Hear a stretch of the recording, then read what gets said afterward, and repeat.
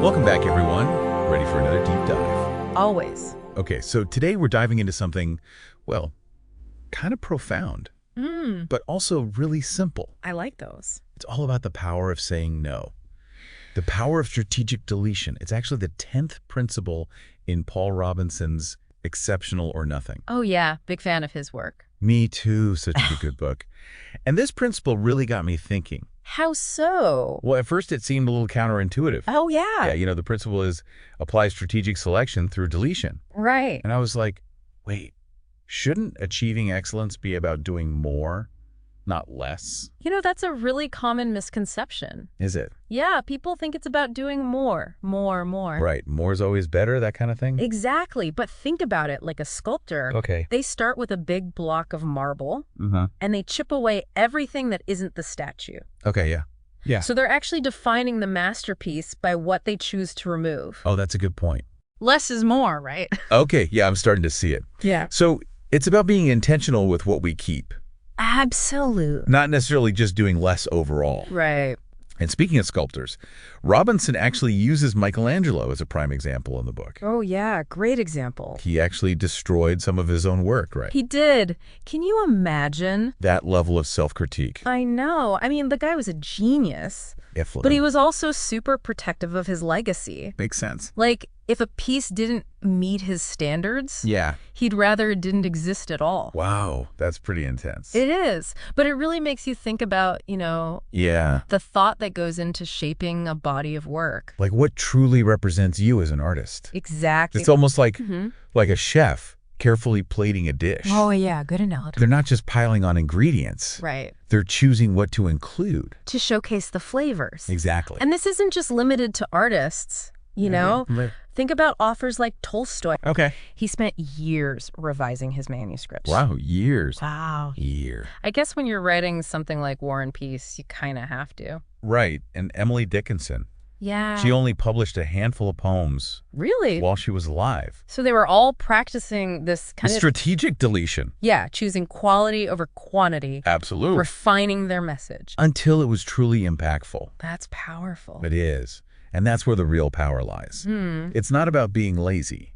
Right, or doing less work. Exactly. It's about being selective, ruthless even, identifying what truly matters, and then having the courage to cut away everything else. That's hard. It can be. So we've got Michelangelo, Tolstoy, Dickinson, all heavy hitters in the art and literature world. For sure. But Robinson doesn't stop there, does he? Nope. He brings up Coco Chanel and the fashion world. Oh, Coco Chanel. Now, I'll admit, I'm not a fashion expert. But even I know Chanel was all about simplicity and elegance. You got it. Her designs were so iconic. You were. And, that simplicity, it wasn't an accident. Nope. It was the result of careful, deliberate deletion. I like how you put that, deliberate deletion. Thanks. Every element of her designs was considered. Wow. And anything that didn't contribute to the overall impact was removed. Interesting. She understood that true elegance lies in the essential... The perfectly curated details. Exactly. So it's like she was editing her design. Ooh, I like that. That a writer edits a sentence. Yeah. Removing unnecessary words to make the meaning more powerful. I love that analogy. You do. I do. It's so true. It's all about refining, isn't it? It really is. And this brings us to an example that I think will resonate with a lot of our listeners. Let's hear it. Steve Jobs and Apple. Ah, yes. Steve Jobs, the master of minimalism. Exactly. Now, when Jobs returned to Apple in the late 90s, the company was kind of a mess, right? They were struggling. Dozens of different product lines, no clear focus. They're losing money. Yeah, not a good situation. Not at all. Jobs knew he had to make some drastic changes. He did. And he did. He famously simplified Apple's product line. Tell me about it. From this confusing array of computers down to just 4 core categories. Oh. And that's where that famous Jobs quote comes in. Which one? Focusing is about saying no. Classic. He understood that saying yes to everything meant saying no to excellence. Right. You can't do it all. It's like, saying yes to every social invitation. Even though you want to stay home. Yes. Or staying in a job that's comfortable. But doesn't truly fulfill you. Exactly. even though you'd have a dream you're afraid to pursue. Ooh, that's a good one. Right. And that brings us to something a bit more personal. Oh. Something we both have a little experience with. What's that? Stand-up comedy. Stand-up. Yeah. I remember watching a stand-up routine in Mumbai once. Oh, tell me about it. And it felt like the comedian was just throwing everything at the wall. Hoping something would stick. Exactly. I've been to those shows. They're rough. You leave feeling exhausted, not entertained. It's like they haven't taken the time to edit their material. Right. To hone in on what works. Exactly. It's not just about the length of the jokes either. No. It's about the pacing, the timing, the delivery. Every element has to be carefully considered. And refined. Exactly. Sometimes the funniest material, it's hidden within what we choose to remove. Really? Yeah, it forces you to sharpen your wit, you know? To get to the heart of the joke. Exactly. You know, I actually do something similar. Oh, yeah. When I'm editing my audio recordings for the show. Tell me more. I have hours of raw footage. Really? And I often cut it down to less than 30 minutes. Wow. It's all about that strategic deletion. Right. To get to the most impactful message. Love it. We're sculpting the listener's experience. Right. Chiseling away anything that distracts from the core message. And that attention to detail. Yeah. That willingness to let go of the good. In pursuit of the great. That's what sets exceptional work apart, you know? It does. But this whole concept of strategic deletion, it's not just about creative work, right? No, not at all. Like, remember that story about Steve Jobs? Oh, which one? Advising the CEO of Nike? Oh, yeah, Mark Parker. Yeah. He told him to get rid of the crappy stuff. Classic Jobs. I know, right? But it's such good advice. It is. So simple, but so powerful. Jobs understood that success isn't about doing everything. It's about focusing your energy. On what truly matters. And he really put this into practice when he came back to Apple. Yeah, they were struggling. They had that sprawling, confusing product line. So many computers. I know, with no clear identity. Like they were trying to be everything to everyone. And as a result, they weren't excelling at anything. Right. And then Jobs comes in. With this whiteboard. Draws that famous 4-square grid. Legend. And he's like, this is it. Consumer desktops, professional desktops, consumer laptops, professional laptops. That's all we're doing. Damn. Clarity. I know. Cut through all the clutter. Gave them a clear path forward. And while their competitors were still churning out dozens of models, Apple was laser focused on making just a few truly exceptional products. And look what happened. It paid off big time. It did. But this idea of strategic dilution in business, yeah, it's not just about products, is it? No way. It goes much deeper. Okay, like what? Strategy, resource allocation, even hiring.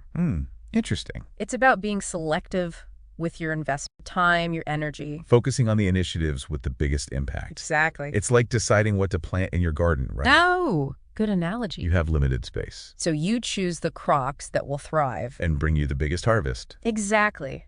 And sometimes that means letting go of what? Projects, initiatives. Even if they seem promising. If they don't align with your vision. You got to let them go. Sometimes, yeah. This brings us to another area where this can be super powerful. Where's that?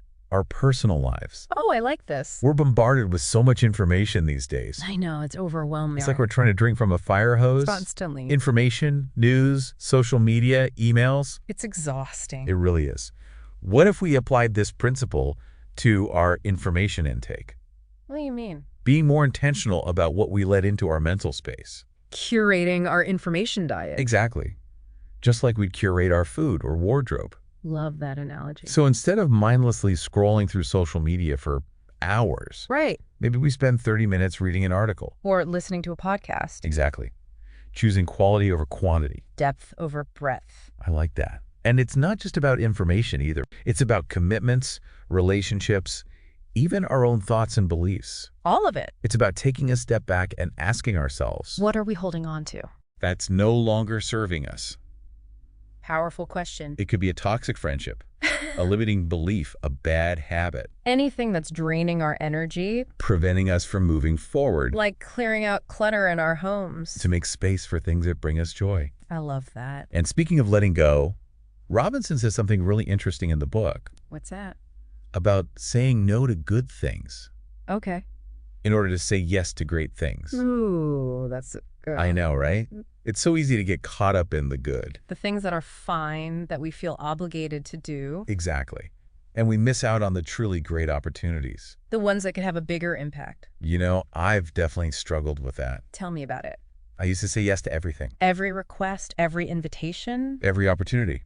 Because you didn't want to miss out. Exactly. I was afraid of missing out. I get it. But I learned the hard way. What'd you learn? Spreading yourself too thin leads to burnout. And mediocrity. Exactly. It took me a while to realize. What did you realize? That saying no to some things Yeah. actually freed me up to focus on what was really important. There you go. And that's when I started seeing real progress. In your work, your life. All of it. And isn't that what it's all about? Finding the courage to say no to the good. To say yes to the great. It's not just about achieving excellence. It's about living a more fulfilling and meaningful life. And that resonates with me big time. Me too. So how can our listeners start applying this? That's a good question. What are some concrete steps? Well, the first step is awareness, I think. Okay, awareness of what? The choices we're making. Like, are we saying yes out of habit? Obligation, fear. Or are we making conscious decisions? Based on our values and priorities. So it's about being mindful of our yeses and nos. Exactly. And once we start paying attention, we can start making small changes. Give me an example. Unsubscribing from email newsletters. Okay. Declining a social invitation you're not excited about. Or setting aside time to declutter your space. Exactly. Creating small wins that build momentum. And give us the confidence to tackle bigger things. That's the idea. But it's a journey, right? It is. It's not a destination. There will be times when we fall back into old habits. We overcommit ourselves. We feel overwhelmed. It happens. But the key is to keep coming back to this principle. Strategic deletion. Keep asking ourselves, what can I let go of? To make space for what truly matters. It's a practice, a constant process. Of refining and refocusing. And it's not always easy. But the rewards are worth it. They are. Because when we clear away the clutter, the noise, the distractions, that's when we create space for creativity, innovation, breakthroughs. That's when we unlock our full potential. Exactly. So before we wrap things up, okay, I want to leave our listeners with a challenge. Ooh, I like challenges. Think about one area of your life where you feel stuck. Or overwhelmed. It could be your work, your relationships, your health, anything. Anything at all. And ask yourself this question. What could you delete from this area? To create more space, clarity, focus. What could you say no to? Even if it's difficult. Because remember, sometimes saying no is the most powerful way to say yes to what truly matters. It might be a project you've been putting off. Yeah, one that feels too daunting. Or a commitment that's draining your energy. That you feel obligated. Or even just that drawer. Oh, the drawer. Full of stuff you've been meaning to clean out. We all have that drawer. I know, right? But it's not just physical things. It's our mental space, too. Exactly. Those negative thoughts. The limiting beliefs, the worries. All that stuff swirling around in our heads. We can delete those, too. Like hitting the reset button. Clearing out the old to make room for the new. Giving ourselves permission to let go. To make space for what truly serves us. And that's where the magic happens. It is, isn't it? When we create that space. As we open ourselves up to new possibilities. New ideas, new ways of being. It's amazing. So as we wrap up our deep dive into this principle, apply strategic selection through deletion. Love it. I want to encourage you to take this idea and run with it. Don't just think about it. Put it into practice. Start small. Experiment. See what works for you. You might be surprised. Because sometimes the key to achieving more is doing less. It's about being intentional. Being selective. Having the courage to say no to the good. So we can say yes to the great. What if the key to unlocking your full potential, to achieving your wildest dreams, lies in the power of saying no? That's a powerful thought. It is, isn't it? Thanks for joining us on this deep dive. Until next time. Keep exploring, keep deleting, and keep pushing those boundaries of what's possible.